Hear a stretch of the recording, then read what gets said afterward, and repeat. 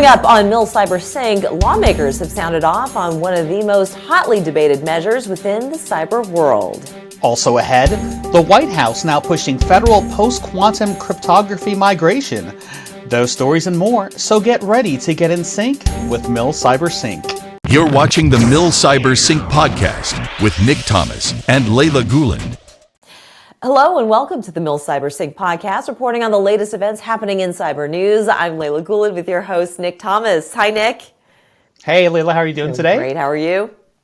I'm good. And just a reminder, if you're listening to us on your favorite podcast app, make sure to like and subscribe. And if you're watching us on our YouTube channel, click on that notification bell for our latest posts. Also, if you'd like to donate to the MCPA, it's easy with Amazon Smile. If you click on the link below, you can start shopping and a portion of your purchase goes to MCPA at no extra cost to you. Plus, we are proud to take part in the world's largest and most successful annual workplace charity, the Combined Federal Campaign. Our CFC code is 10386, and we appreciate your support. And Layla, speaking of CSC, I recently had the opportunity to interview the recently retired Command Sergeant Major David Redman. He's a former senior enlisted advisor of U.S. Cybercom and NSA, and he's had an extraordinary 35-year Army career and now currently supports the MCPA on the Board of Advisors. We talk about his career and how important it is to give to the Combined Federal Campaign. Hey, welcome to the show, David. How are you? I'm doing super. Great to be here, Nick.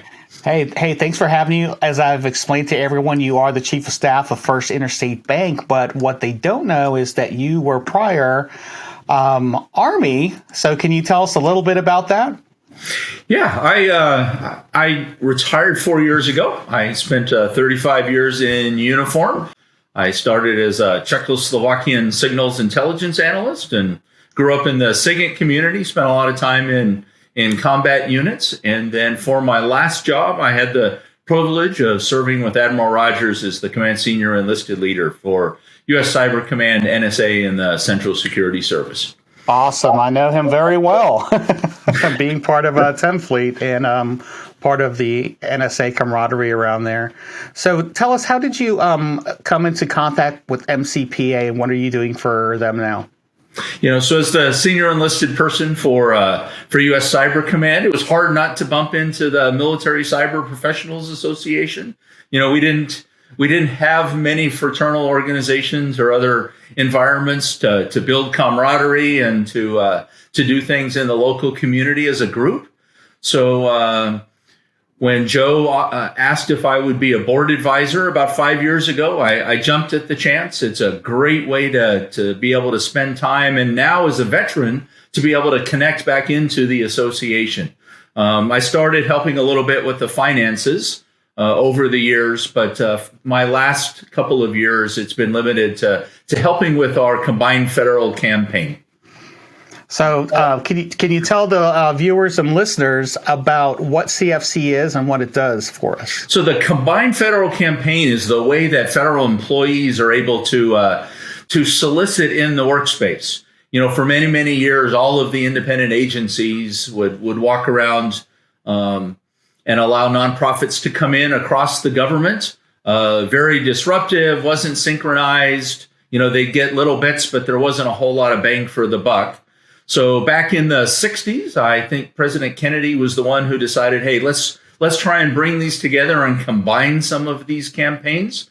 They did that for about 10 years. And then in the 70s, President Nixon decided that he would unify it all into a singular Combined Federal Campaign. And what they found is donations were higher. There was more participation. Folks can align against particular timeframes to come in and do that. And I think today there's over 20,000 nonprofits that participate as part of the Combined Federal Campaign. It's the only time that within the workplace we ask federal employees to give to the nonprofits in their communities.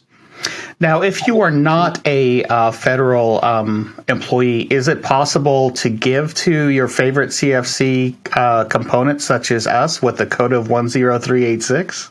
So the code that we have that Nick gave, thank you, Nick, 10386, is the method that you connect in if you are a federal employee. So you dial into your into your federal pay system for a service member. For me, it would have been my pay is where I did that, and I could go in there and make a singular donation or do it over time. The old paper forms where you used to have a CFC coordinator in your unit who would walk around and make sure that we made 100% contact. We couldn't force folks to donate, but we could ask to make that contact. If you're not part of the federal government like I am now, then you have to find those other methods to figure out how to do that.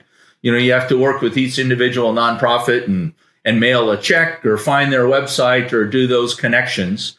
For anyone that's listening to this that is not part of the federal government, if you go to milcyber.org, there's a little pull down there, and there's a way to donate if you would like to help further the aims of the Military Cyber Professionals Association. I'm pretty excited about what we do. Living out here in Billings, Montana, I recognize that STEM isn't always the chosen course curriculum that students take. And I think one of the great things that we do, that money that goes to MCPA through CFC helps enable STEM education. That's the part that I'm most excited about, and how it could impact our communities. Absolutely. STEM is huge everywhere you go now, and it just helps people out. It actually helps us to provide it to individuals and to showcase our talents in the MCPA. All right, David Redmond, thanks for your time today, and thanks for staying in sync with MilCyberSync. You bet. Thank you very much, Nick. Mm-hmm. Great interview, Nick. Thank you for that. Well, the recent war in Ukraine has military officials saying the Pentagon needs to think differently and reevaluate assumptions about modern warfare and the role of cyber. While Russia didn't wage a desired digital impact through cyber attacks against Ukraine, their attacks on data centers proved extremely effective. The war has also introduced the threat of non-state actors that can have a much larger impact in the operating environment. Unlike the insurgencies in Afghanistan and Iraq, where citizens took up arms, the Ukraine conflict is demonstrating that non-state actors also wield significant capability in the cyber realm. Nick? An upcoming revision of the Pentagon's Information Operations Strategy will reflect lessons from Ukraine and changes in irregular warfare.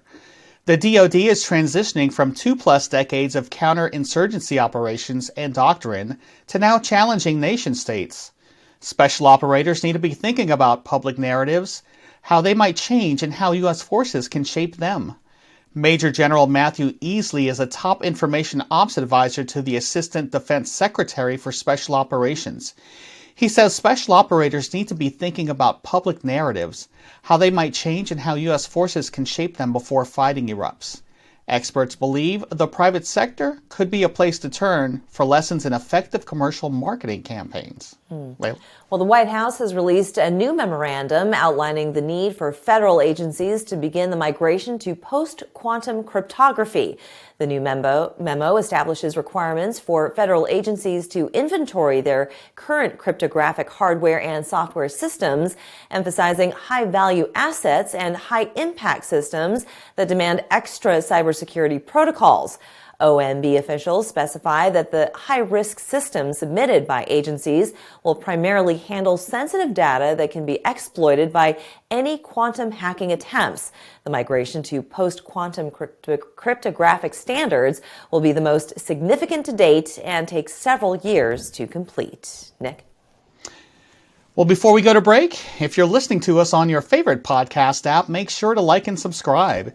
And if you're watching on YouTube, click on that notification bell for our latest posts related to everything military cyber and cybersecurity. When we come back, how 5G factors into national security. We'll have that story more after the break. Now, please enjoy this message from one of our sponsors. Today's network and security monitoring solutions are vulnerable to overload situations that lead to decreased visibility and undetected intrusions.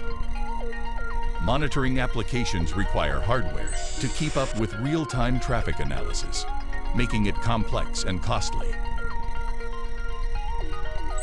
Your security monitoring solutions may be unable to keep up during cyber attacks or traffic spikes, making intrusion more likely. A new approach is needed to increase network protection and visibility.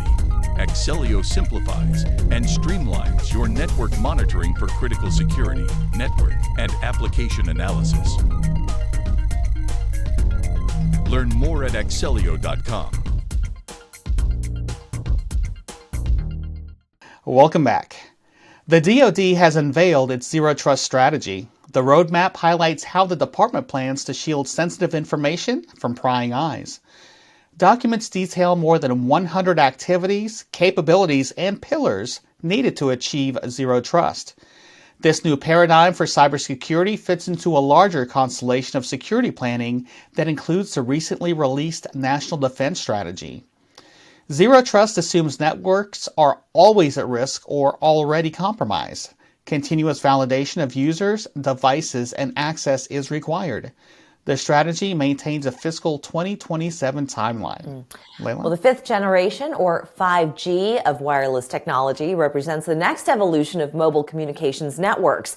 A speaker series hosted by NSA's Cybersecurity Technical Fellow sat down with the agency's Enduring Security Framework Chief to discuss how this new technology factors into national security.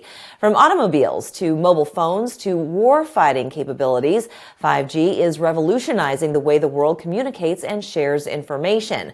5G is connecting systems that will enable huge amounts of data to be wirelessly processed in real time anywhere in the world. Standard development organizations play a key role in securing products meant for 5G before production begins. The purpose of standards is to agree on functionality, features, interoperability, and security for emerging technologies. Nick? Two key lawmakers want to maintain a single person to lead both the NSA and U.S. Cyber Command. The so-called dual hat arrangement is one of the most hotly debated within the cyber world. Cybercom was created a decade ago and has been co-located with NSA at Fort Meade, Maryland. While the arrangement was always thought to be temporary, lawmakers believe the military can benefit from the unique intelligence insights and resources of NSA. General Paul Nakasone is the current director of NSA and commander of Cybercom. He's also in favor of maintaining a dual hat structure. He says it has always allowed the two branches to focus efforts on difficult problems as they relate to ransomware and strategic competition.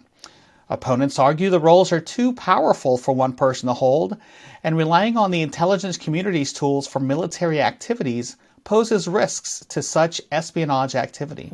Layla? Well, Nick, as you know, it's important to acknowledge the various branches of the military and the invaluable tools they provide to keep the world safe. Well, here's a quick lesson on the first of its kind numbered Air Force. The 16th Air Force, or Air Force's Cyber, is capable of conducting both defensive and offensive cyberspace operations against adversarial nation states and groups who try to harm the Air Force information network, pilots, and critical infrastructure across the United States. Headquartered at Joint Base San Antonio, Lackland, Texas since 2019, AFCyber includes 9 wings across the U.S. and is responsible for leveraging its expertise as an information warfare numbered Air Force in cyber, information operations, intelligence, surveillance and reconnaissance, and public affairs to respond to the new reality of cyber threats. Its mission is to optimize and synchronize the readiness, generation, employment, and presentation of cyberspace, electromagnetic spectrum, weather, and other related capabilities to generate information warfare outcomes for combatant commanders and air components. Nick. Wow, great information about AFCyber. Yeah. So if you're listening in the car and would rather watch, be sure to check us out on our YouTube channel. Find us at Military Cyber Professionals Association or MilCyber.org for all our content related to all things military cyber and cybersecurity. Be sure to like and subscribe and click on that notification bell for our latest posts. Also, if you'd like to donate to the MCPA, there are 2 easy ways. The first is with Amazon Smile, and by clicking on the link below, you can start shopping, and a portion of your purchase will go to MCPA at no extra cost to you. The second way is through the combined federal campaign, and even $1 will greatly help our mission. Our CFC code is 10386, and we thank you so much for your support. Well, that's going to do it for us. On behalf of Nick and myself, thank you for watching and listening. You are now in sync with MilCyberSync. We'll see you again next week. This has been the MilCyberSync podcast, brought to you by the Military Cyber Professionals Association. If you're listening to us on your favorite podcast app, make sure to like and subscribe. And if you're watching us on YouTube, click on the notification bell for our latest posts.